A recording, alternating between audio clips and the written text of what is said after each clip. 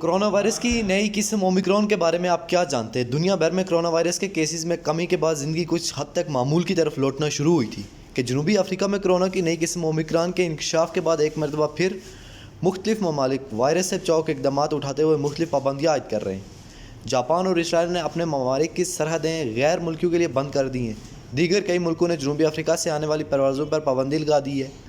خبر رساں ادارے رائٹرز کے مطابق کرونا وائرس کی نئی قسم اومیکرون سب سے پہلے جنوبی افریقہ میں پائی گئی، جس کے بعد آسٹریلیا، بیلجیم، برطانیہ، Canada, Denmark, France, Germany, Hong Kong, Israel, Italy, Botswana اور نیدرلینڈ میں بھی یہ ویرینٹ پایا گیا ہے۔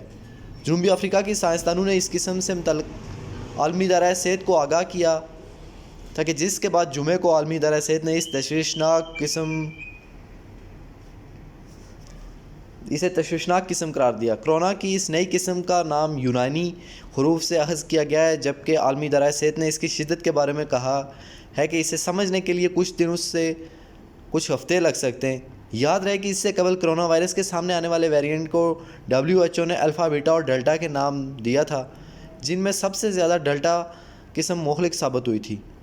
کرونا کی اومیکرون قسم سامنے آنے کے بعد مختلف ملکوں نے ایک مرتبہ پھر احتیاطی تدابیر کے تحت پابندیوں کا